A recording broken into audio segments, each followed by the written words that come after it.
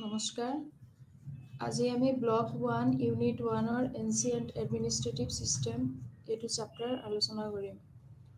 So first of all আমি তাতে চাও কি আছে বস্তুবোৰ উদ্দেশ্যসমূহ আছে মানে অবজেক্টিভ এইম তাৰপিছত পৰিচয় প্ৰাচীন ভাৰতীয় প্ৰশাসনৰ বিৱৰ্তন মৌৰ্য প্ৰশাসনিক ব্যৱস্থা গুপ্ত সময়ত প্ৰশাসনিক ব্যৱস্থা আৰু উপসংহাৰ ভাৰতীয় প্ৰশাসনত যি ইণ্ডিয়ান যি এডমিনিষ্ট্ৰেশ্যন ভাৰতীয় প্ৰশাসনটো 5000 ইয়াৰ্স পুৰণি হ'ব পাৰে তো যি ষ্টাৰ্ট হৈছিল হিন্দু সভ্যতাৰ সন্ধানত আৰম্ভ হৈছিল যেতিয়া হিন্দু সভ্যতা আহিছিল তেতিয়াহে আৰম্ভ হৈছিল সেইটো সময়ত কি আছিল ৰজাবোৰে শক্তিশালী হৈ আছিল ৰজা যি কিং মেইন আছিল আৰু এভৰিথিং আছিল তাৰ পিছত বৈদিক আছিল যেতিয়া হিন্দু সভ্যতাৰ পিছত তাৰ পিছত বৈদিকৰ পিছত আৰু তাৰ আগতে আৰু এনচিয়েন্ট আছিল যিবোৰ বহুত বস্তু আছে যিবোৰ হিন্দু সভ্যতাৰ পিছত আহিছিল তাৰ পিছত বৈদিকৰ পিছত আহিলে আকৌ মৌৰ্য আহিলে তাৰ পিছত গুপ্ত তেনেকা যি এইবোৰ খ্ৰীষ্টৰ জন্মৰ খ্ৰীষ্ট যি আমি বিফৰ BC জেনাৰেলি যিটো কওঁ আমি বিফৰ কমন এৰা মানে খ্ৰীষ্টপূৰ্বৰ আগৰ পৰা যিটো হিচাপ আমি হেইটোতে খ্ৰীষ্টাব্দ তাৰ হিচাপৰ আগৰটোই কম সো তেতিয়াৰ এই 500 বছৰ পুৰণি আছিল 5000 বছৰ পুৰণি হিষ্ট্ৰী হয় তেতিয়াৰে তাৰ পিছত হেইটো সময়ত কি আছিল ৰজা প্ৰজা এইবোৰে আছিল মেক্সিমাম তাৰ পিছত ৰজাসকল কি আছিল শক্তিশালী হৈ আছিল আৰু তেওঁলোকে ৰজাসকলে জেনাৰেলি মন্ত্ৰী পৰিষদ মন্ত্ৰী লৈহে সহায়তা কৰিছিল মন্ত্ৰীক লৈ এই ৰাজ্যখন চোৱা মিলা কাৰণে গুটেখিনি কভাৰ কৰিছিল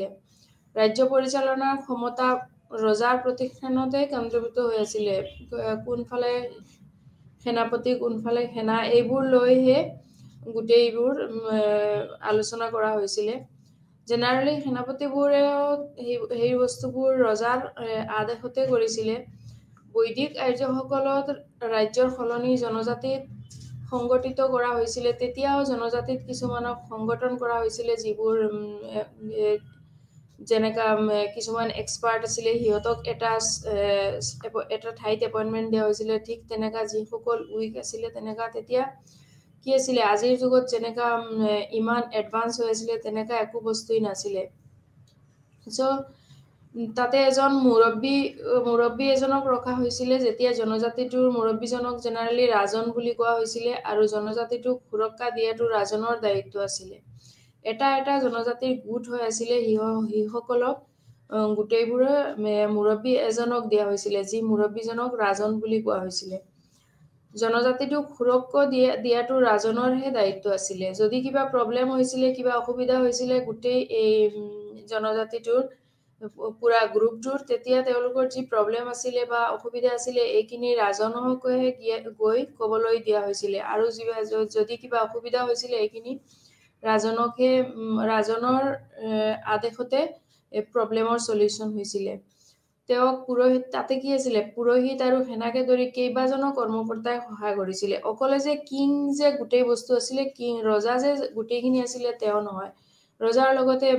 সেনাপতি আছিল সেনাপতিৰ লগত বহুত মন্ত্ৰী পৰিষদ আছিল তাৰ পিছত মন্ত্ৰী পৰিষদৰ লগত এটা স্পেশালি এজনক ভাৰ দিয়া হৈছিল এটা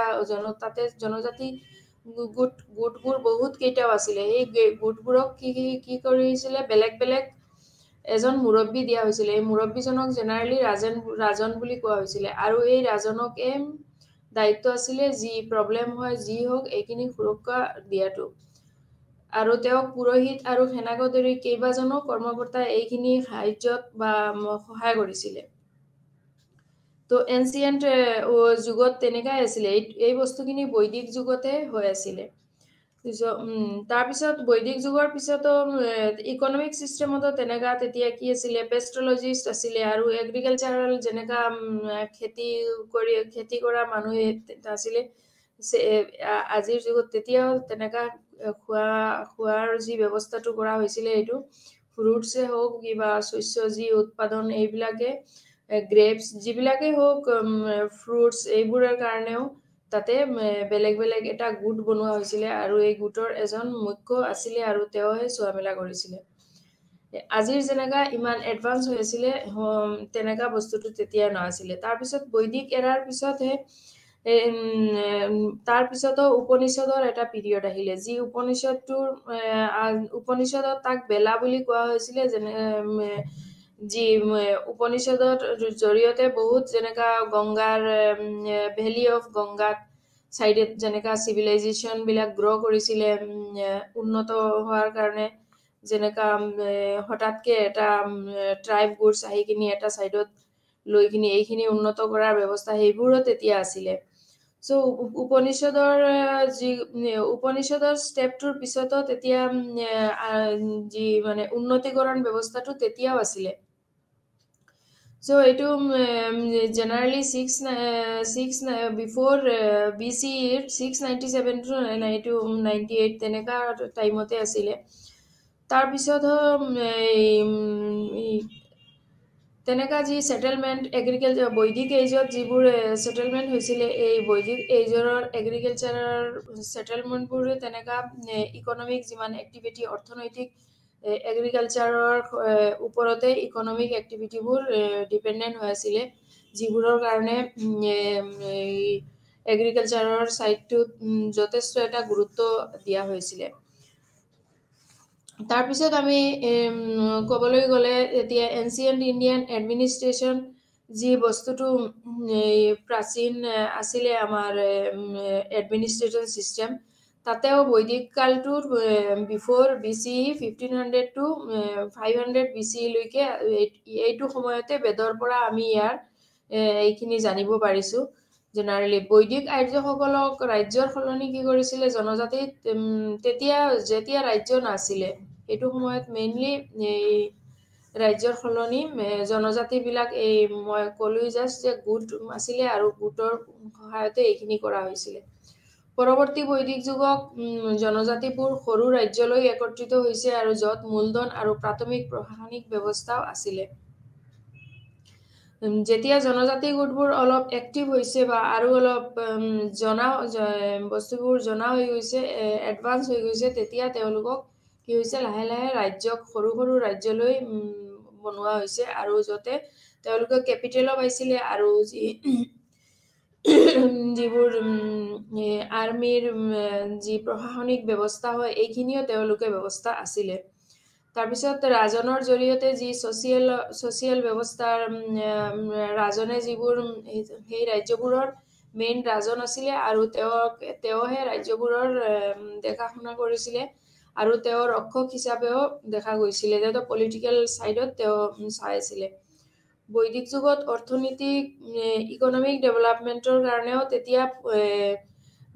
যেনেকা এনিমেল পশুপালন যিবোৰ আছিলে এইবোৰো তেতিয়া যথেষ্ট এইবোৰৰ ৰানিঙত আছিলে আৰু কৃষি যি এগ্ৰিকালচাৰৰ যি ব্যৱস্থা এইবোৰো তেতিয়া যথেষ্ট কৰি আছিলে সিহঁতে যাতে ইকোনমিক ডেভেলপমেন্ট মেইনলি এইখিনিৰ ওপৰতে নিৰ্ভৰ হৈ আছিলে যি সমাজত যি অৰ্থনৈতিক দিশটো উঠাবৰ কাৰণে মেইনলি তেতিয়া পশুপালন আৰু কৃষি পদ্ধতি এইবোৰৰ ওপৰতেও আছিলে বিশেষতকৈ স্পেচিয়েলি মেইনলি প্ৰধান আৰু পুৰোহিতসকলক উপহাৰ দিয়াৰ দ্বাৰা অৰ্থনৈতিক আদান প্ৰদান কৰা হৈছিলে এটা সাইডত যদি অৰ্থনৈতিক ইকোনমিক ডেভেলপমেন্টটো বেছি ভালকে হৈছিলে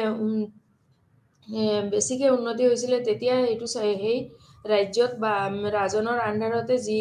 পুৰোহিত আছিলে যিগৰাকী তেওঁকহে গিফ্ট দিয়া হৈছিলে আৰু এই গিফ্ট দিয়াটোৰ চিম্বল হ'ল মানে তেওঁলোকৰ অৰ্থনৈতিক ব্যৱস্থাটো অলপ ভাল হৈছে বুলি কৃষি কাৰ্য জটিলতাটো বৃদ্ধি পাইছিলে আৰু সৰণীকৰণৰ ব্যৱহাৰ বৃদ্ধি হৈছিলে যিবিলাক এগ্ৰিকালচাৰেল ফেক্টৰ এইবিলাকতে তেওঁলোকৰ যথেষ্ট বৃদ্ধি পাইছিলে আৰু উন্নত হৈছিলে সো আমি এতিয়া মেইনলি ইয়াৰ পিছতহে আহিছিলে আমাৰ মৌৰাইন ডেষ্টিনিটো মানে মৌৰৰ কালটো আহিছিলে সো মৌৰৰ যুগত কি হৈছিলে তেতিয়া maximum state craft economic policy military এইবোৰো আহি এড হৈ গ'ল আৰু সেই সময়তে অৰ্থশাস্ত্ৰ বিকেম এটা নেম কৌটিল্য কৌটিল্য যি আছিলে তেওঁ আজিলে এজন স্কলাৰ আছিলে তেওঁ তাতে তেতিয়া আছিলে কি আছিলে তক্ষশিলা ইউনিভাৰ্চিটি সেই ইউনিভাৰ্চিটিটোৰ তেওঁ এজন স্কলাৰ আছিলে আৰু তেওঁৰ আণ্ডাৰতে অৰ্থশাস্ত্ৰ যি মানে ইকনমিক অৰ্থশাস্ত্ৰ তাতে মেক্সিমাম সংস্কৃত টাৰ্মবোৰ এনচিয়েন্ট টাইমত ইউজ হৈছে এইটো কাৰণে আমি ইয়াতে এইবিলাক অৰ্থশাস্ত্ৰ বুলি কওঁতে মানে ইকনমিক যি চিষ্টেম সেইবিলাকত তেওঁহে এইটো লৈ অলপ আলোচনা কৰিছিলে যাৰ জৰিয়তে ইকনমিক ডেভেলপমেণ্ট ৰাজ্যৰ যাতে ইকনমিক ডেভেলপমেণ্ট বা সেই জনজাতি গোটটোৰ এৰিয়াটোৰ যাতে ইকনমিক ডেভেলপমেণ্টটো ভাল হয় সেইটো অলপ দেখা শুনা কৰিছিলে বা বেলেগ প্ৰচেছবোৰো হৈ আছিলে এতিয়া আমি মডাৰ্ণ এডমিনিষ্ট্ৰেশ্যনত কেইটামান চিষ্টেম আছিলে আমি জেনেৰেলি মডাৰ্ণ এডমিনিষ্ট্ৰেশ্যন কি চিষ্টেম আছিলে এইখিনি জানিব পাৰো যে কেন্দ্ৰীয় প্ৰশাসন আছিলে যেনেকুৱা চেন্ট্ৰেল এডমিনিষ্ট্ৰেশ্যন তাৰপিছত প্ৰাদেশিক প্ৰশাসন আছিলে যি প্ৰভিন্সিয়েল এডমিনিষ্ট্ৰেশ্যন তাৰপিছত স্থানীয় প্ৰশাসন যি আমি মিউনিচিপেলৰ আণ্ডাৰত হয় সেইটো ৰাজহ প্ৰশাসন তাৰপিছত ন্যায়িক যি জুডিচিয়েল আছিলে আৰু সামৰিক প্ৰশাসন এই 6টা বস্তু 6 টাইপ অফ প্ৰশাসন তাতে আছিলে মানে এডমিনিষ্ট্ৰেটিভ চিষ্টেমত তেনেহলে আমি চাবলৈ গ'লে এইখিনি ক'ব পাৰো যে মডাৰ্ণ এডমিনিষ্ট্ৰেটিভ চিষ্টেমত আজিৰ যদিও আমাৰ এট প্ৰেজেণ্ট যিবোৰ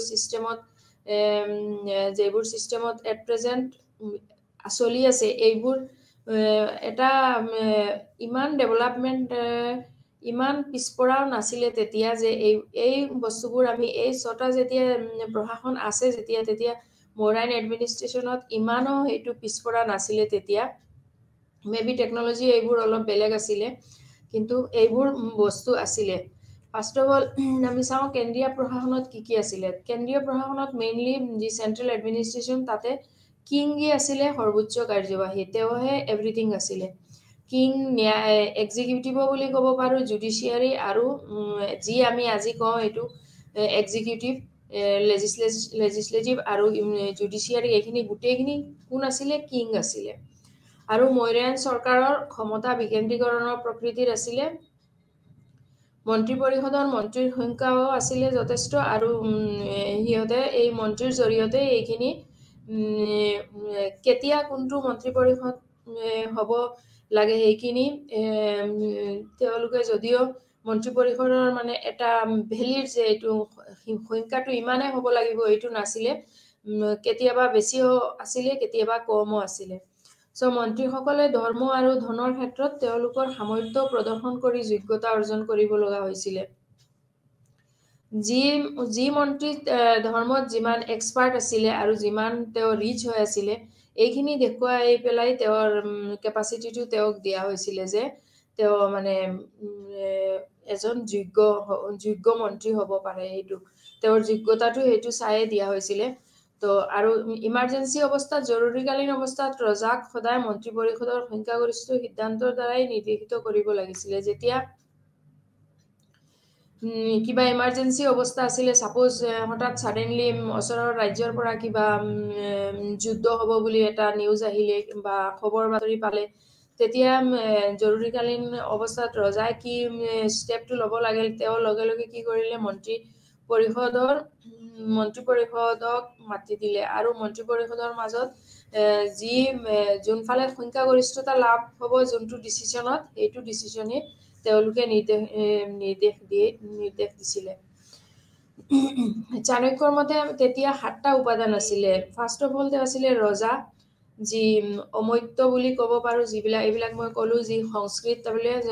ৰাজা আছিলে দ্যাট মিন্স দ্য কিং মানে ৰজা তাৰপিছত অমৈত্য তেওঁক সচিব বুলি কোৱা হৈছে আমি যাক সচিব বুলি কওঁ জেনেৰেলি তেওঁক সিহঁতে অমৈত্য বুলি কৈছিলে আৰু জনপদ যি মানে এইটো অঞ্চলত যিমান অঞ্চলটো হয় সেইটো যেন টেৰিটৰী বুলি কওঁ আমি সেইটোৱে আছিলে আৰু দুৰ্গ য'ত তেওঁৰ মেইনলি অফিচটো হয় আৰু কোষাগাৰ মিন্স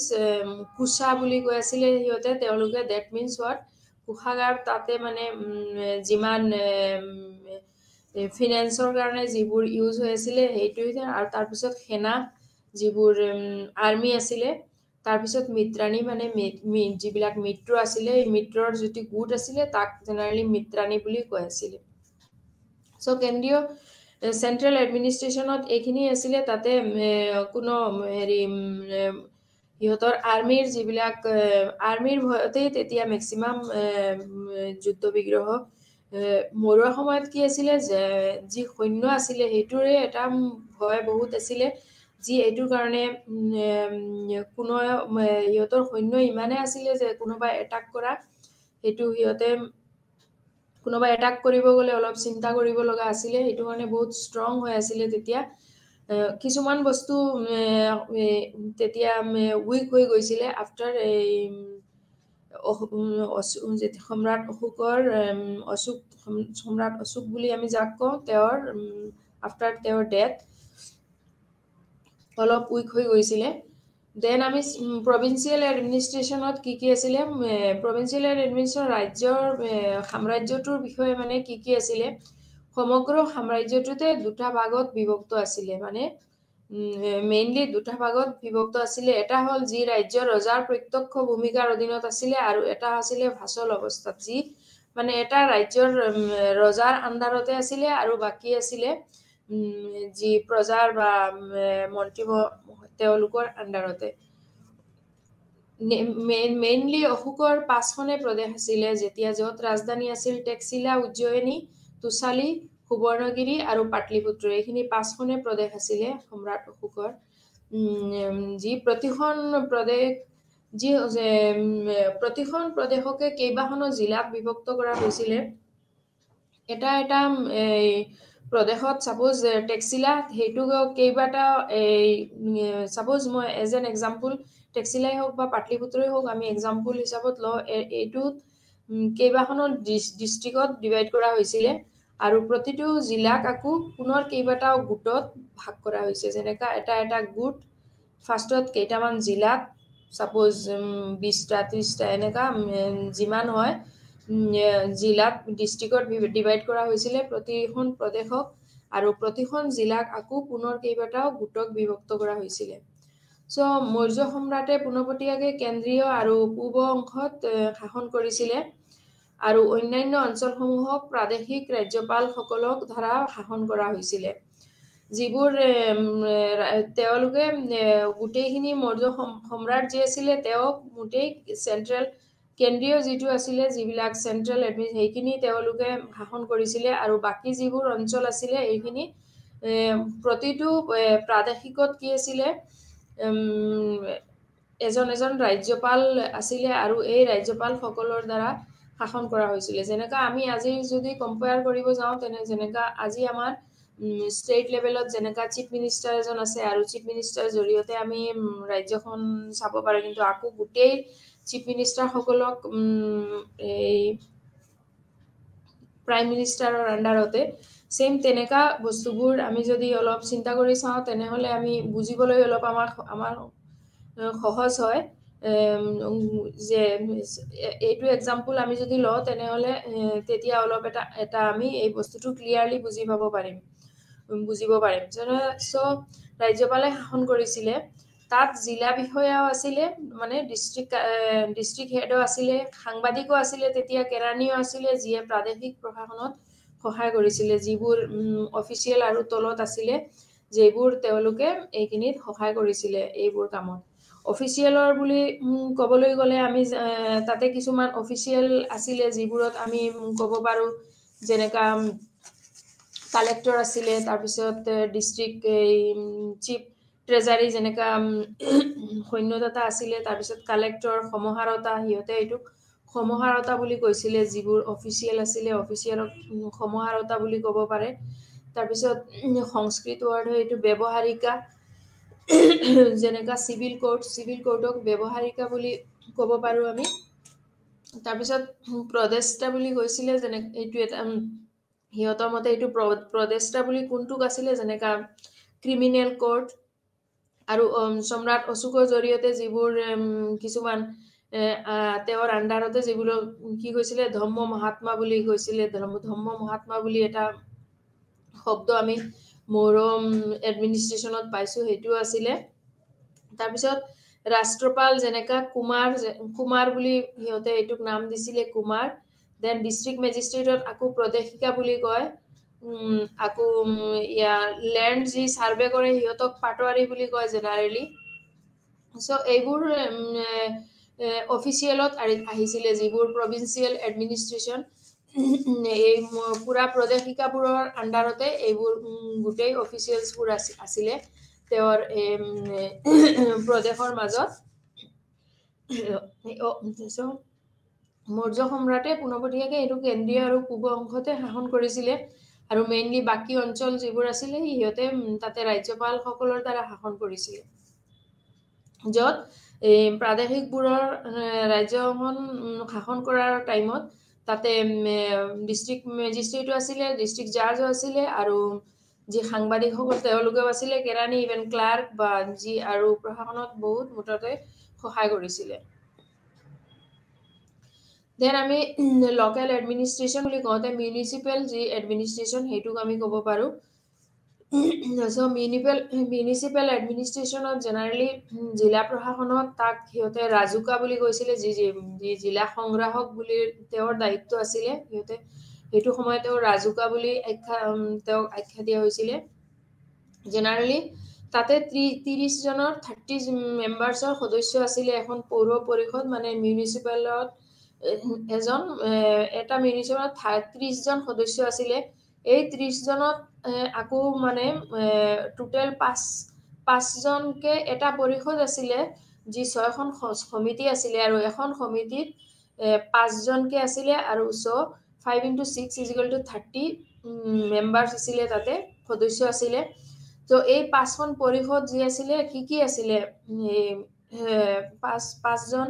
5 জনৰ পৰিষদৰ যি 6খন সমিতি আছিলে সমিতিবোৰ আমি চাওঁ এতিয়া কি আছিলে যেনেকা ফাৰ্ষ্টত ঔদ্যোগিক কলা সম্পৰ্কীয় সমিতি আছিলে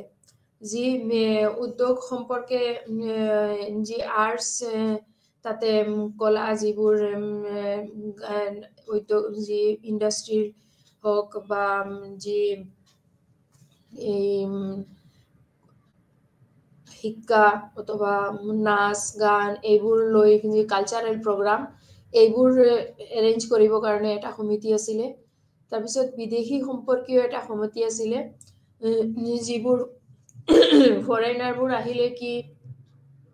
ফৰেনাৰবোৰ অহাৰ পিছত যি কোনে হেণ্ডেল কৰিব এই তেনেকা এটা সমিতি আছিলে তাৰপিছত সিহঁতক যি সুবিধা দি আকৌ সিহঁতক গোটেইখিনি চোৱা মিলা কৰা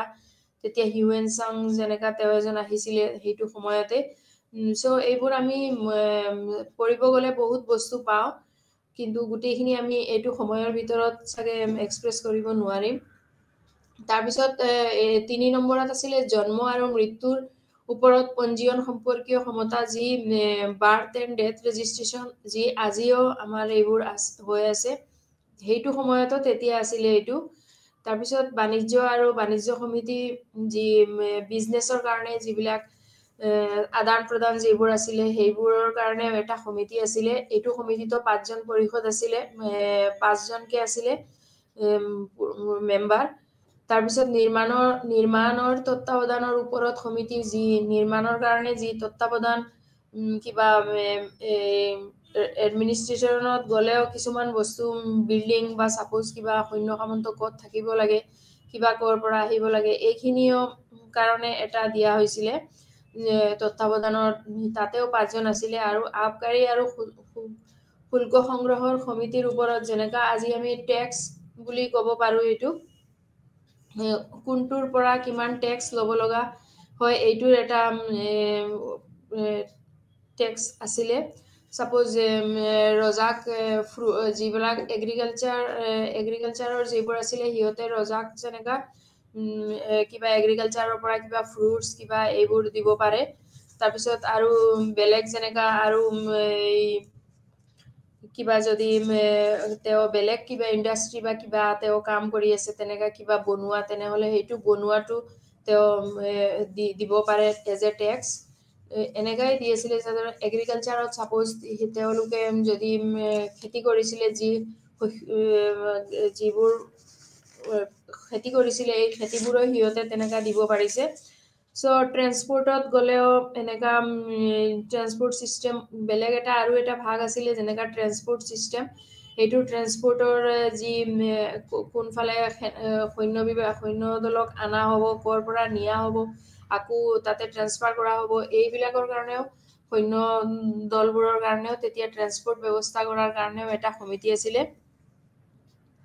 সো মেইনলি এনেকা বহুত বস্তু আছিল যিবোৰ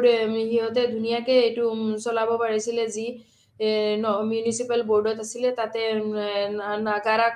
নাগাৰাকা বুলি কৈ আছিল তেতিয়া যি সিটি জিলা প্ৰশাসনত যি নগৰ এটা নগৰ নাগাৰাকা বুলি তেওঁলোকে কৈ আছিল এইটো তাৰপিছত আমি যি ৰাজহ প্ৰশাসন হেইটোই চাও যি ৰাজহ প্ৰশাসন আছিল এইটো কৰ্টিলৈ কোষাগাৰৰ ওপৰত অধিক গুৰুত্ব আৰোপ কৰিছিল আৰু উপাৰ্জনৰ মুখ্য উৎস আছিল ভূমি ৰাজহ টেক্সেশন বাড়া এইবোৰ টেক্সৰ পৰাও তেওঁলোকে এইটো ধন উপাৰ্জন কৰিব পাৰি আছিল সো আজিৰ যুগত আমি যেনেকা চাও যদি মিলাবলৈ যাও তেনেহলে অলপ বস্তুটো আমাৰ আজিকালি বহুত কি হল এডভান্স হৈ গল সো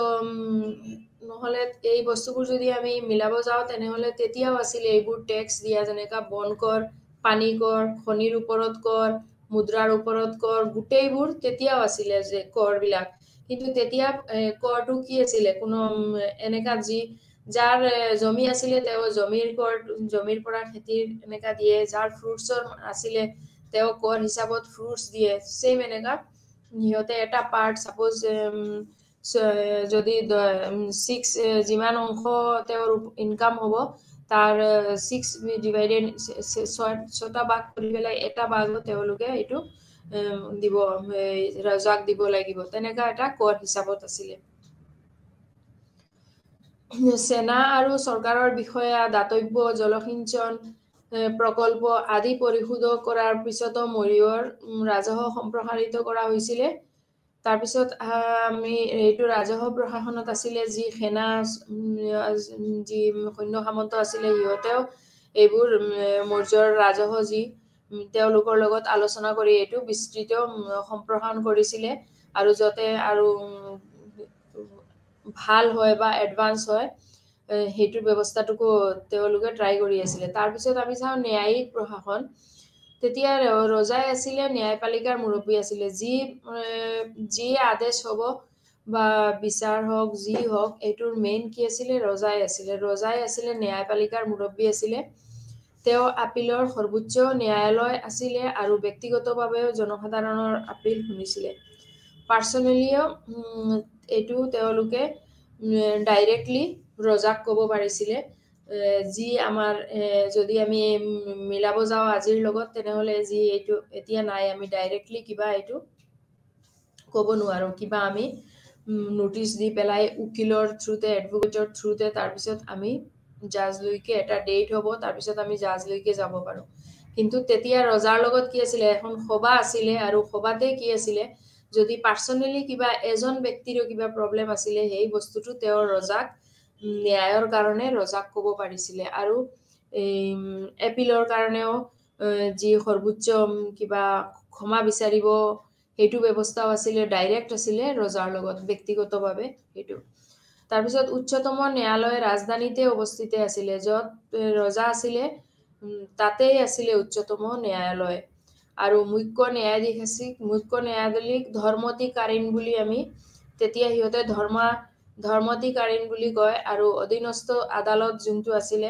তাক আমাতিয়াস বুলি কৈ আছিল আৰু গাঁও আৰু নগৰ যি ভিলেজ এণ্ড সিটি তেওঁলোকে গ্ৰামৰাধা বুলি কৈ আছিল গ্ৰামৰাধা বুলি সো এইখিনি আছিল ন্যায়িক প্ৰশাসনত মৰুৱাৰ যুগত তাৰ পিছত সামৰিক প্ৰশাসন এতিয়া সামৰিক প্ৰশাসনত মৰুৱাৰ যুগত সামৰিক প্ৰশাসনত কি ব্যৱস্থা আছিল সামৰিক প্ৰশাসনত ৰজাই সামৰিক বাহিনীৰ সৰ্বোচ্চ সেনাপতি আছিল আৰু মৌৰ্য সেনাপতিক নিয়ন্ত্ৰণ কৰি আছিল সামৰিক প্ৰশাসনত যি সেনাপতি তেনেকা কি আছিল তেতিয়া আৰু নৌ সেনাও আছিল পৰিবহন যোগান সেনা কিছুমান আৰ্মি যেতিয়া যুদ্ধ হয় তেতিয়া কিছুমান যিবিলাক ইনফেন্ট্ৰি বুলি কওঁ আমি যিবিলাক খোজকাঢ়ি গৈ আছিলে সিহঁতক কিছুমান সেনা আছিলে যিসকলে খোজকাঢ়ি যায় সিসকলে কি কৰে সিহঁতক আমি পদাতিক বুলি ক'ব পাৰো সামৰিক প্ৰশাসনত ৰজা সামৰিক বাহিনীৰ সৰ্বোচ্চ সেনাপতি আছিলে আৰু মৌৰ্য সেনাপতিৰ নিয়ন্ত্ৰণ আছিলে যুদ্ধ সম্পৰ্কীয় চাবলৈ মুঠ 30 জন সদস্য আৰু সদস্যসকলক 6খন সমিতিত 5খন সদস্যৰ সৈতে সম্পৰ্ক কৰা হৈছিল যি আমি অলপ আগতে ক'লো যি তাতে যুদ্ধ হেতু চাবলৈ গলেও কি আছিল 30 জনৰ সদস্য তাতে সদস্য আছিল আৰু এই 6খন ইয়াতেও কি আছে সেম 6খন সমিতি আছে যেনেকা নৌসেনা পৰিবহন যোগান পদাতিক অশ্বাৰোহী যুদ্ধৰথ যুদ্ধ হাতী এইখিনি ইয়াতে যিবিলাক নৌসেনা মানে কি আছিল যিবোৰ যিসকল সমুদ্ৰৰ জৰিয়তে যুদ্ধত ৰেডি হয় সিহঁতকে নৌসেনা বুলি কৰিছিলে তাৰপিছত পৰিবহন আৰু যোগান যিবিলাক ট্ৰান্সপোৰ্ট আৰু যি বস্তু দিব লগা আছিলে যুদ্ধৰ কাৰণে কিছুমান বস্তু যোগান দিব লগা হয় যি বস্তু এইটোৰ এটা বিভাগ আছিলে পৰিবহন আৰু যোগান তাতেও কি আছিলে 5 জন এইটো সমিতি চাবলৈ 5 জন সদস্য আছে তাৰপিছত পদাতিক যি ইনফেন্ট্ৰি আছিলে যিসকল যুদ্ধত খোজকাঢ়ি যোৱা আছিলে সিহঁতক তাতেও কি আছিলে 5 জন আছিলে সদস্য আছিলে আৰু যিসকলে মানে পৰামৰ্শ দিয়ে যে কোনফালে যাব লাগিব বা কেনেকা হ'ব বা তাতে কোনোবা এজনৰ কিবা হলে সেইটো চাব কাৰণেও ব্যৱস্থা আছিলে তাৰপিছত অশ্বাৰোহী মানে যিসকল হৰ্স কিছুমান হৰ্সৰ জৰিয়তে গুৰাৰ জৰিয়তে কিছুমান অশ্বাৰোহী বুলি কওঁ আমি সেইটো হৰ্সৰ জৰিয়তে কিছুমান যুদ্ধত গৈছিলে সিহঁতকো তেনেকা অশ্বাৰোহী বুলি কওঁ সিহঁতৰো এটা কমিটি আছে আৰু তাতেও 5 জন আছিলে তাৰপিছত কিছুমান ৰথ লৈ যুদ্ধ যাত্ৰাত গৈছিলে আমি যদি কিছুমান পুৰণি ইতিহাস পঢ়ি থাকো তেনেহলে পাওঁ তেতিয়া কি আছিলে ৰথ লৈও কিছুমান যুদ্ধত গৈছিলে সো তাতেও সেম এনেকৈ 5 জন সদস্য আছিলে যিসকলৰ পৰামৰ্শৰ জৰিয়তে এইখিনি চলোৱা হৈছিল তাৰপিছত যুদ্ধ হাতীৰ জৰিয়তেও যুদ্ধ হৈছিল সেইটোৰো এটা সমিতি আছিলে আৰু তাতেও 5 জন সদস্য আছিলে আৰু প্ৰতিটো হাতে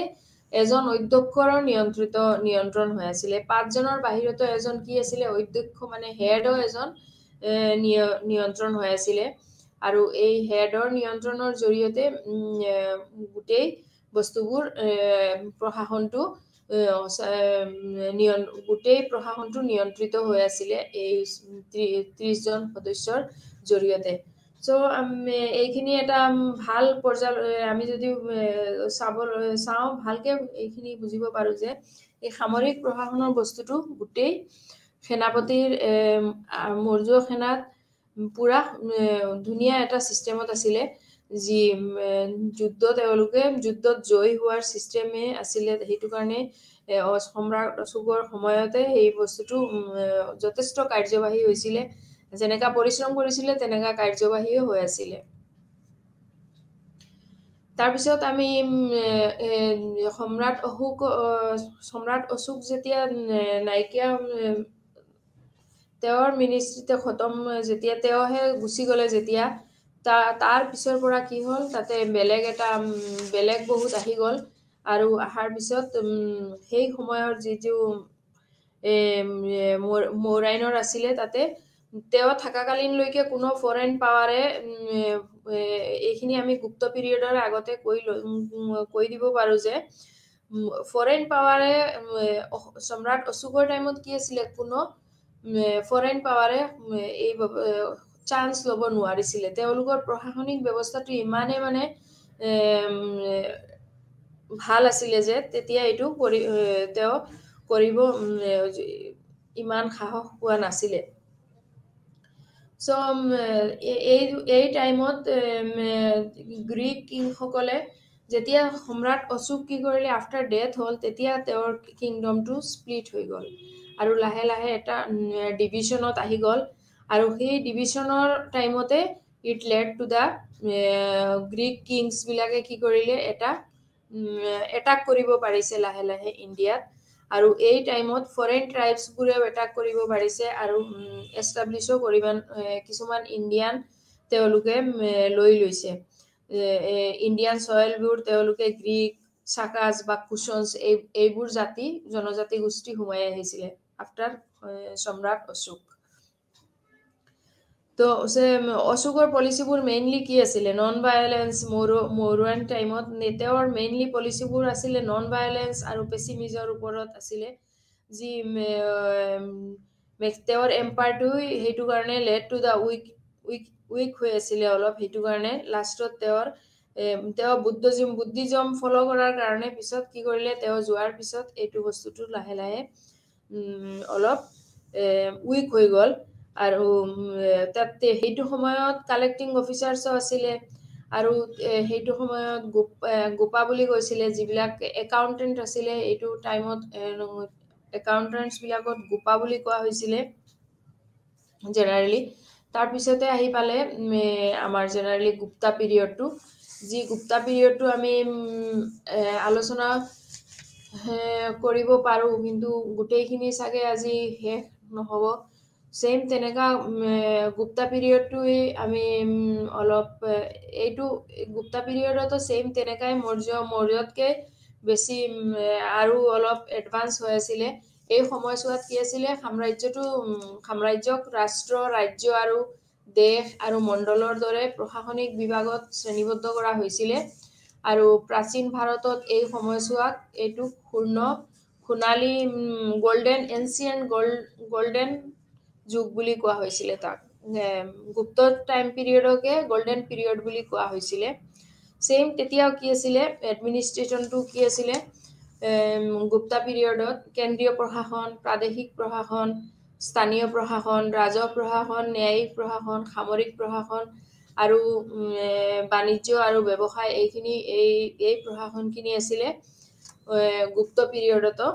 সো এডমিনিষ্ট্ৰেশ্যনত আমি ক'বলৈ যদি যাওঁ এডমিনিষ্ট্ৰেশ্যনত কি আছিলে কিঙে আছিলে গোটেই অল ইন অল কিংগকে অল ইন অল আছিলে আৰু এই কিংগৰ আণ্ডাৰত কি আছিলে চিফ মিনিষ্টাৰ আছিলে আৰু এজন সেনাপতি আছিলে মেইন তাতে এম্পায়াৰত গুপ্তা এম্পায়াৰত ভেৰিয়াছ নেম আছিলে এইটো এম্পায়াৰত যেনেকা ৰাজ্য ৰাষ্ট্ৰ দেশ তাৰপিছত মণ্ডল পৃথিৱী অৱনী এইবোৰ আছিলে তেওঁলোকৰ কেন্দ্ৰীয় প্ৰশাসনত তেওঁলোকে ৰাজ্যক তেনেকা ভাগ কৰি দিছিলে তাৰপিছত যেতিয়া এই চেন্ট্ৰেল এডমিনিষ্ট্ৰেশ্যনত কেন্দ্ৰীয় প্ৰশাসনত প্ৰভিন্সক কি কৰিছিলে ডিভাইডেড ইনটু বিশ্বা এণ্ড কামছ আণ্ডাৰ দ্য কণ্ট্ৰল অফ বিশ্বপতি সেইটোক তেওঁক ৰাজ্যক আণ্ডাৰ ডিভাইডেড ইনটু প্ৰভিন্সক কি কৰা হৈছিলে সেম তেনেকা ৰাজ্যক ভাগ কৰা হৈছিলে আৰু ৰাজ্যটোক তেনেকা ডিষ্ট্ৰিক্টত ডিভাইড কৰা হৈছিলে কিন্তু তেওঁলোকে ৰাজ্যক কি বুলি কৈছিলে প্ৰভিন্সক ফাৰ্ষ্টত ভুক্তি বুলি কৈছিলে দেন ভোগ আৰু প্ৰদেশত ভাগ কৰিছিলে এইটো ফাইনেলি তাৰপিছত প্ৰভিন্সক আকৌ ডিভাইড কৰিছিলে বিশ্বাস এণ্ড কামছ under the control of Biswapati তেওঁ এইটোক বিষয়াক নিছিলে প্ৰভিন্সক দেন এইটোক বিষয়পতিক আণ্ডাৰ কৰিছিলে তাৰপিছত এইটোক ডিভাইড কৰিছিলে আকৌ বিষয়ক মানে ষ্টেটক আকৌ কি কৰিছিলে ডিভাইড ইনটু নগৰ মিন্স টাউন ডিষ্ট্ৰিক্টত আকৌ নগৰক ডিভাইড কৰিছিলে আৰু নগৰ যি লুক আফটাৰ কৰিছিলে নগৰক তাক কি বুলি কৈছিলে নগৰপতি কোৱা হৈছিলে সো সেইটো সময়তে বিষয় ডিভাইডেড ইনটু নগৰ এণ্ড নগৰপতিক বুলি কোৱা হৈছিলে তাৰপিছত এই নগৰটোক আকৌ কেইবাটাও গ্ৰুপক ভিলেজ ডিভাইড কৰা হৈছিলে যেনেকা এটা স্মল ইউনিট এনেকা ডিষ্ট্ৰিক্টটোক ডিভাইড কৰি বেলেগ বহুত কেইখন ভিলেজক গ্ৰামক লৈ এটা গ্ৰুপ অফ ভিলেজ বনাইছিলে সিহঁতে এটা তাতে শাসন প্ৰশাসন মানে এই গ্ৰুপ অফ ভিলেজতে শাসন কৰিছিলে সাপোজ সেই গ্ৰুপ অফ ভিলেজকে সিহঁতে নাম দিছিলে পেটেকা বুলি কৈছিলে So a group of village Petaga আৰু a smaller unit of villager তাক পাট্টা বুলি কৈছিলে যিবিলাক এই ভিলেজতকেও আৰু স্মলাৰ ইউনিট হৈ আছিলে তাতে পাট্টা বুলি কৈছিলে সো মেইনলি গুপ্ত পিৰিয়ডক গোল্ডেন এজ বুলি কোৱা হয় এটো এটা ইম্পৰ্টেন্ট তেতিয়া আছিলে ৰাজ্যৰ পিছত প্ৰদেশ তাৰ পিছত প্ৰদেশ ৰাজ্যৰ পৰা এটো প্ৰদেশ বুলি কয় প্ৰদেশৰ পিছত তাক নগৰৰ পিছত ভিলেজ তেনেকা চাৰিটা ভাগত ভাগ কৰা হৈছিল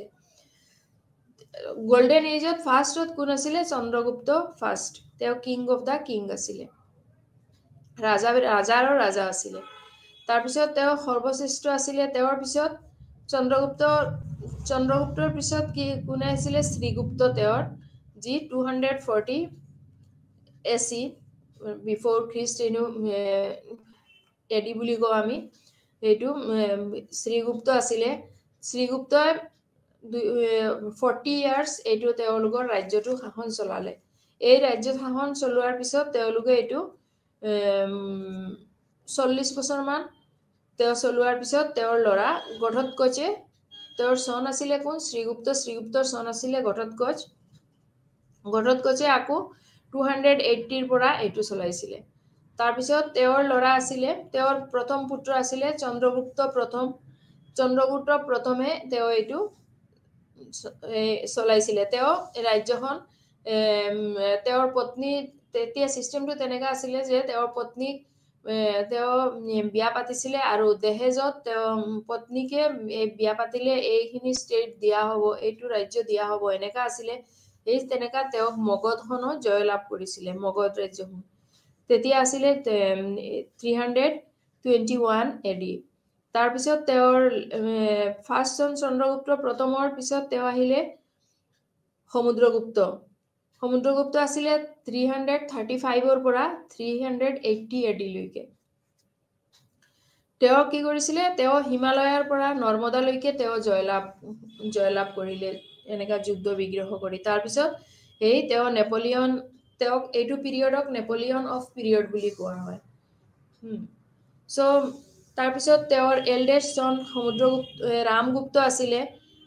এল্ডেষ্ট জন যদিও ৰামগুপ্ত আছিল তেওঁ কেদিনমান চাৰ্জ দিয়াৰ পিছত তেওঁ ইমান ভালকে চলাব নোৱাৰিলে তাৰ পিছত তেওঁ আহিলে আকৌ চন্দ্ৰগুপ্ত দ্বিতীয়ক ৰজা বনোৱা হলে তাৰ পিছত চন্দ্ৰগুপ্ত দ্বিতীয় কিং হলে তেওঁ ফাৰ্ষ্ট কিং আছিল যোনে সিলভাৰ কয়েন যিবোৰ আছিল এইবোৰ ইউজ কৰিছিল আৰু তাৰ পিছত এই বিক্ৰমাদিত্য আহিলে 395 তেওঁ বেংগলখন জয়লাভ কৰিছিল তেতিয়া আৰু তাৰ পিছত তেওঁ বুদ্ধজিম আৰু জৈনিজমৰ ফলো কৰি আছিল বুদ্ধজম এণ্ড জৈনিজম তাৰ পিছত তেওঁৰ পিছত আহিলে কুমাৰগুপ্ত প্ৰথম ইন 455 টু তেতিয়া তেওঁ বৰ্তমানে যি বিহাৰত বিশ্ববিদ্যালয়খন আছে সেইখনতে তেওঁ প্ৰতিষ্ঠান এষ্টাবলিশ কৰিছিল সো কেন্দ্ৰীয় প্ৰশাসনত যেনেকা মৰুৱা পিৰিয়ডত আছিল সেম তেনেকাই আছিল কিন্তু গুপ্ত পিৰিয়ডৰ ৰজাবোৰ এইখিনি তেওঁলোকে সেন্ট্ৰেল এডমিনিষ্ট্ৰেচনত তেওঁলোকে এখন চলাব পাৰিছিল তাৰ পিছত কেন্দ্ৰীয় প্ৰশাসনত প্ৰাদেশিক প্ৰশাসনতো সেম আছিল যি প্ৰাদেশিক প্ৰশাসনৰ জৰিয়তে ৰাজহ প্ৰশাসন তাৰ পিছত ন্যায়িক প্ৰশাসন সামৰিক প্ৰশাসন যেনেকা ব্যৱসায় বাণিজ্যত সেম তেতিয়াও কি আছিল এই বস্তুবোৰ তাতেও বিভিন্ন ধৰণৰ কেন্দ্ৰীয় প্ৰাদেশিক প্ৰশাসনত কেইবাৰমান অফিচিয়েলছ আছিল ইম্পৰ্টেন্ট অফিচিয়েল আছিল যিবোৰ হল সন্দীপগ্ৰহ বুলি আমি ক'ব পাৰো যি হল যিনে কি চলাইছিল মিনিষ্ট্ৰি অফ এফেয়াৰ্স যোনটো চলাই আছিল তাৰ পিছত উপৰিকাৰ বুলি ক'ব পাৰো আমি যি এই প্ৰভিন্সিয়েল গভৰ্ণৰ আছিল জেনাৰেলি আমি প্ৰভিন্সিয়েল গভৰ্ণৰ বুলি ক'ব পাৰো তেওঁ আছিল উপৰিকাস তাৰ পিছত কুমাৰ মধ্যাজ এণ্ড আয়ুক্তাজ আছিল যিবোৰক অফিচিয়েলছ আছিল যি যি এ গ্ৰুপ অফ অফিচিয়েলছ আছিলে যিবোৰ আছিলে কিং অফ কণ্টেক্টত যিবোৰ ৰাজাৰ সহযোগতে আছিলে আৰু ৰজাক গোটেইবোৰ ইনফৰমেশ্যন দি আছিলে তেওঁলোকক কুমাৰ মাত্যাজ এণ্ড আয়ুক্তাজ বুলি কওঁ তাৰপিছত গ্ৰামিকাজ আহিলে যিবোৰ ভিলেজ এইবোৰ গভৰ্ণ কৰিছিলে কোনে ভিলেজেছ গভৰ্ণ কৰাবিলাকক গ্ৰামাকাজ বুলি কওঁ গ্ৰামিকাজ বুলি কৈছিলে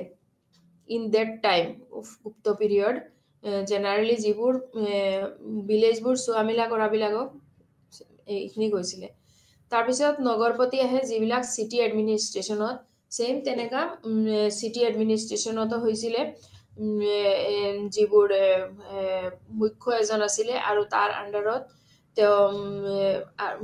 ডিষ্ট্ৰিক্টবিলাক বিভাগ কৰি দিছিলে আৰু এইটো বিভাগৰ জৰিয়তে আণ্ডাৰতে এইটো চাইডৰ তেওঁলোকে তেওঁৰ ভাগটো যোনটো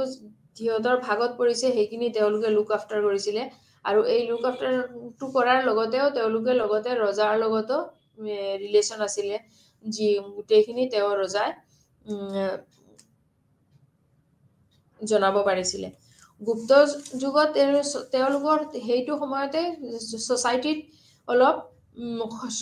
ছ'চাইটিত অলপ ডিভিশ্যন আছিলে বেলেগ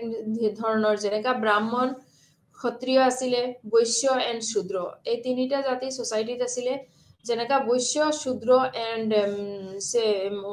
শূদ্ৰ যিবোৰ আছিলে তেওঁলোকে জেনেৰেলি ফাৰ্ষ্টতে তেওঁলোকে কিবা চবতকে তলৰ শ্ৰেণীত আছিলে যিসকলত কোনো এটা বস্তু শুনিব দিয়া নাছিলে যেনেকা এই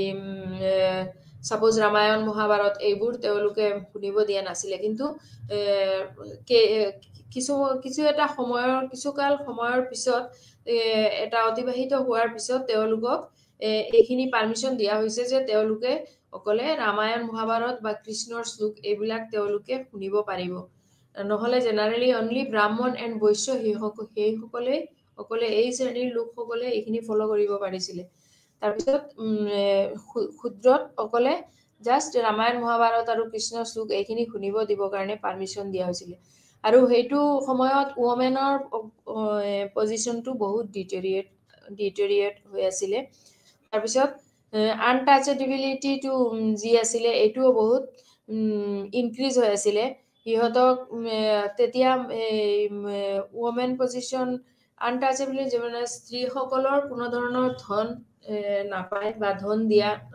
কোনেও কোনো ধন নিদিয়ে ওমেন বিলাকে একো প্ৰপাৰ্টি বা ধন এইবোৰ একো নাপায় জাষ্ট সিহঁতে আছে বাছ এনেকৈ সিহঁতে তাতে কি আছিলে পলিগেমি ৱাজ তেতিয়া গুপ্ত পিৰিয়ডত পলিগেমি এইটো সময়ছোৱাত পলিগেমিটো বেছিকৈ আছিলে যেনেকা এজন পুৰুষ মানুহে বহুত কেইগৰাকী মহিলাক বিয়া পাতিব পাৰিব বা এই বস্তুটো বেছিকৈ হৈ আছিলে গুপ্ত টাইমত তেতিয়া আৰু কম বয়সতে যেনেকা 12 ইয়াৰ্ছৰ 13 ইয়াৰ্ছ এনেকা এজতে বিয়া পাতিব লগা বিয়া হোৱাৰ চিষ্টেমটো আছিলে যেনেকা আৰু যি ফাৰ্ষ্ট যি সতীদাহ প্ৰথাটো আছিলে সতীদাহ প্ৰথা যেতিয়া আমি পিছত এই বস্তুটো এই গুপ্ত পিৰিয়ডতে মেইনলি ষ্টাৰ্ট হৈছিলে ফাৰ্ষ্ট সতীদাহ প্ৰথাটো তেতিয়াহে ষ্টাৰ্ট হৈছিলে যি সতীদাহ বুলি আমি যি ক'ব পাৰোঁ যি জেনেৰেলি ওমেনবোৰক হাজবেণ্ড যদি ঢুকায় তেতিয়া হাজবেণ্ডৰ দাহনতে দাহন কৰা হয় এই বস্তুটো তেতিয়া আছিলে ফাৰ্ষ্ট আৰম্ভ হৈছিলে চ' বৈষ্ণৱিজম তাতে বৈষ্ণৱিজম চিষ্টেমটো ব্ৰাহ্মণবিলাক মেইনলি তেতিয়াহে বেছিকৈ পপুলাৰ হৈছিলে আৰু মূৰ্তি পূজাটো তেতিয়াহে ষ্টাৰ্ট হৈছিলে মেইনলি তাৰপিছত গুপ্ত পিৰিয়ডত মেইনলি গুপ্ত পিৰিয়ডটো 319 এডিৰ পৰা 543 এডিলৈকে আছিলে তাৰপিছত সেইটো সময়ত টেক্স যি আছিলে ৰাজহ প্ৰশাসনত যি টেক্স বা আছিলে বা বাণিজ্য ব্যৱসায় এইটো চিষ্টেমত 18 টাইপছ অফ টেক্স সিসকলে ইউজ কৰিছিলে আৰু লেণ্ড ৰেভিনিউ আছিলে সেইটো সময়ত যেনেকা লেণ্ড ৰেভিনিউ চিষ্টেমত যেনেকা কোনোবাৰ যদি সাপোজ 600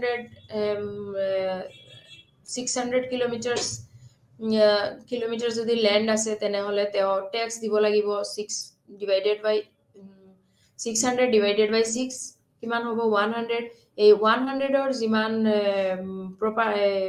ভ্যালু ওলাব ক্যাপিটাল যিমান হ'ব এই ক্যাপিটালৰ ধন কিনি এই 100 ৰ মানে 6 ভাগৰ 1 ভাগত জন যিমান হ'ব এইখিনি তেওঁ ৰজাক বা ট্যাক্স হিচাপত দিব লাগিব আৰু হেইটো সময়তে largest number of gold coin ওলাইছিলে যদিও আমি ক'বলৈ যাওঁ নট পিওর গোল্ড এজ কুশনৰ দৰে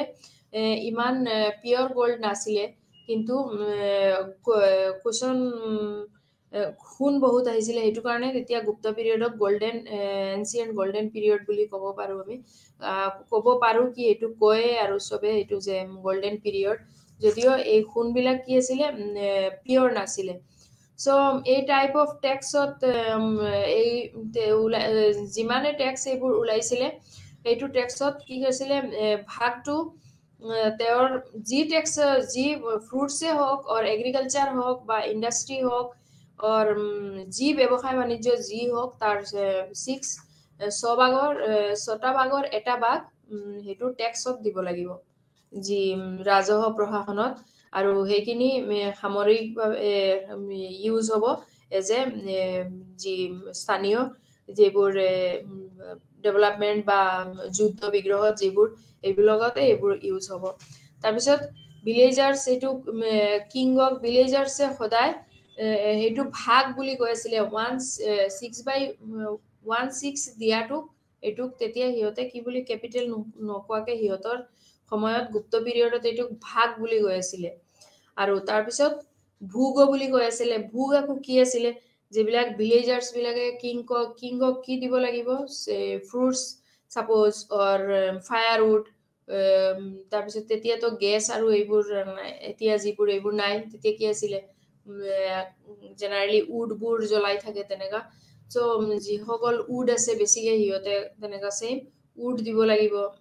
ফায়ারউড তাৰ পিছত যি সকলৰ ফুল ফ্লাৱাৰ যদি ফ্লাৱাৰ আছে তেনেকা হেতু ক্ষেত্ৰত ফ্লাৱাৰে দিব লাগিব সো এইটো আৰু কিংগৰ সময়ত হেতু এটা বালিও দিব বালি বুলি এটা আছিল যিবিলাক গোল্ড জুৱেলাৰ্স বিলাক ইউজ কৰে এই সময়ত এইবোৰো দি আছিল দিব পাৰে হিয়তে সো আমি যদি দেখা পাও তেনে হলে গুপ্ত পিৰিয়ডত মেইনলি হিয়তৰ শাসন ব্যৱস্থাটো যথেষ্ট এখিনি ফৰেন এফেয়াৰ্সৰ পৰা লৈ প্ৰভিন্সিয়েল গভৰ্ণৰ আছিল আৰু গ্ৰুপ অফিচিয়েলছৰ গুটেইবোৰ আছিল তাৰ পিছত ভিলেজও আছিল আৰু ভিলেজ সাব কাৰণে ভিলেজিকাও আছিল আৰু ন্যায়িকাজ নগৰৰ কাৰণে নাগাৰিকাজও আছিল নগৰপতিও আছিল যিবোৰে সিটি এডমিনিষ্ট্ৰেচন দেখা শুনা কৰিছিল গুটেইবোৰ হিয়তে এনেকা পাৰ্ট ওয়াইজ আছিল তাৰ পিছত পাৰ্ট ওয়াইজ যদিও আসিলে কিন্তু বস্তুবোৰ কি আছিলে ৰজাৰ আন্ডাৰতে আছিলে গুপ্তা পিৰিয়ডতো তেনেকা প্ৰশাসনৰ ক্ষেত্ৰতো সেম নেভি আৰ্মি সকলৰ মাজতো সেম তেনেকা শাসন ব্যৱস্থাত সেনাপতিবোৰ নৌসেনাও আছিলে আৰু যিবোৰ অখৰতি হাতী সেনা এইবোৰো আছিলে আৰু অনফুট যেনেকা সৈনিক এইবোৰ বাই অন ফুট যিবোৰ আছিলে হিয়তে পদযাত্ৰীবোৰ যিসকল খুচকাৰি যোৱা সেনা সৈন্য সামন্ত এইবোৰো আছিলে তাৰ পিছত মোৰৰ পিৰিয়ডৰ নিচিনা সেম তেনেকাও ইয়াতে অখৰতি বা হাতী সেনাও আছিলে যিবোৰ সো গুটেইবোৰ ন্যায়িক প্ৰশাসনতো এইবোৰ আছিলে আৰু বাণিজ্য আৰু ব্যৱসায় ক্ষেত্ৰতো সেম এইবোৰ আদান প্ৰদান হৈ আছিল যিবোৰ এই বাণিজ্য আদান এইবোৰৰ ক্ষেত্ৰত যি কৰ বা কৰ সিস্টেমটো আছিল হেতু আছিল ৰজাৰ কাৰণে সো তথাপিও এইটো সময়ত গুপ্ত পিৰিয়ডটো মেইনলি ইম্পৰ্টেন্স দিয়া হয় তাত এনসিয়েন্ট গোল্ডেন পিৰিয়ড বুলি কোৱা হয় যি গোল্ডেন পিৰিয়ডৰ কাৰণে গুপ্ত পিৰিয়ডক যথেষ্ট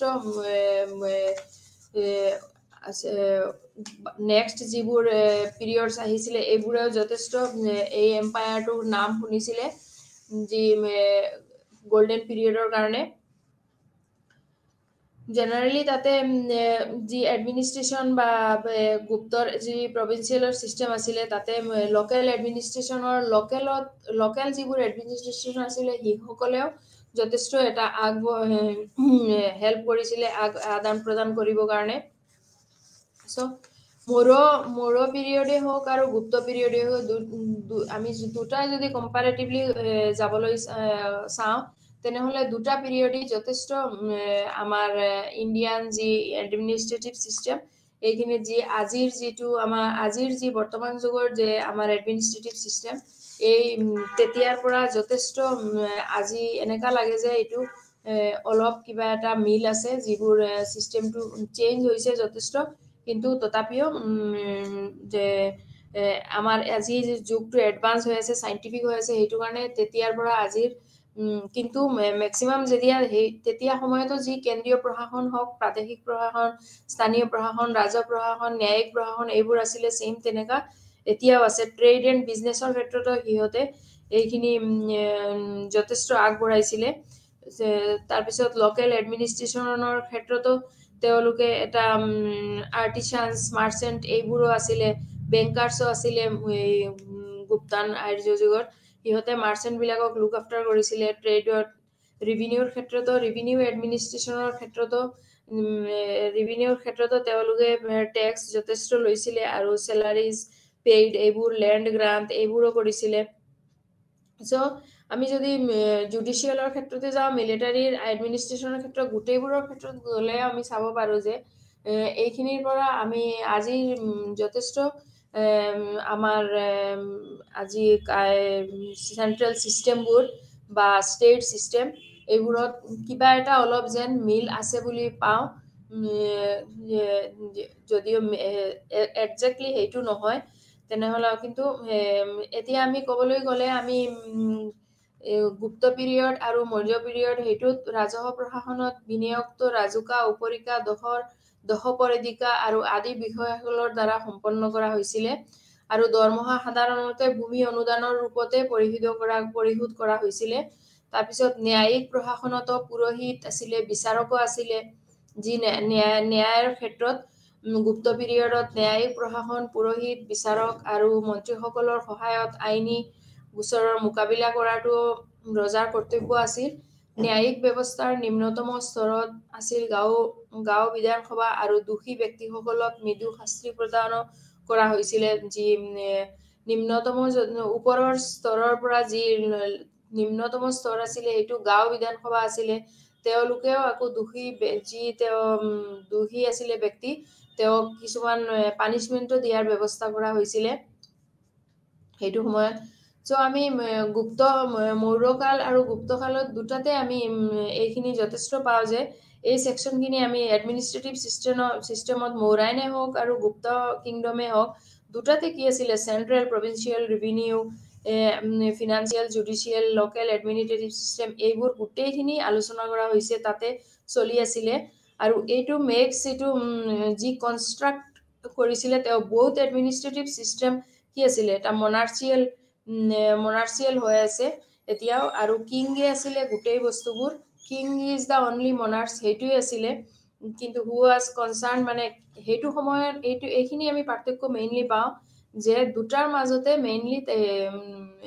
মাজতে আমি এইখিনি গমন পাওঁ যে দুটাতে king is the only everything আছিলে যে কিঙৰ জৰিয়তে দুটা এডমিনিষ্ট্ৰেশ্যনৰ ছিষ্টেমে ফাউণ্ডেশ্যন টু মেইন দুটাই এনচিয়েণ্ট এডমিনিষ্ট্ৰেটিভ ছিষ্টেমে প্ৰমাণ কৰিছিলে যে এইটো প্ৰুভো কৰিছে যে কিছুমান বস্তু আমাৰ এতিয়াও প্ৰেজেণ্ট ডে এডমিনিষ্ট্ৰেশ্যনৰ লগত মিল হৈ আছে খালি পাৰ্থক্যটো আমি ইয়াতে এইখিনি পাইছোঁ যে সেইটো সময়ত ৰজাই আছিলে এভৰিথিং আৰু ৰজাৰ আণ্ডাৰতে গোটেইবোৰ হৈ আছিলে যি আমাৰ আজিৰ যি বৰ্তমান যুগত এই বস্তুটো নাই চ' এইখিনি আমি আজিৰ চেপ্টাৰটোত আলোচনা কৰিলোঁ এনচিয়েণ্ট এডমিনিষ্ট্ৰেটিভ ছিষ্টেমত গুপ্ত পিৰিয়ড আৰু মৌৰ্য পিৰিয়ডৰ যি সময়ত যি এডমিনিষ্ট্ৰেটিভ ছিষ্টেম আছিলে বা আইনী হওক আৰু প্ৰভিন্সিয়েল ছিষ্টেমেই হওক মিলিটাৰীৰ এডমিনিষ্ট্ৰেশ্যনেই হওক ৰেভিনিউ পূৰা কৰলৈকেও তেতিয়া আছিলে লোকেল এডমিনিষ্ট্ৰেশ্যন এইবোৰো আছিলে যি বৰ্তমান যুগতো আছে ডিফাৰেন্স অকলে এইখিনি যে তেতিয়া ৰজা আছিলে আৰু এতিয়া আমাৰ কিং নহয়, বেলেগ চিষ্টেম হয়, পলিটিকেল চিষ্টেমে চেঞ্জ হৈ গৈছে। চ' এইখিনি কৈ আমি আজি আমাৰ এনচিয়েণ্ট এডমিনিষ্ট্ৰেটিভ চিষ্টেম এই চেপ্টাৰটো শেষ কৰিলোঁ। নমস্কাৰ, থেংক ইউ।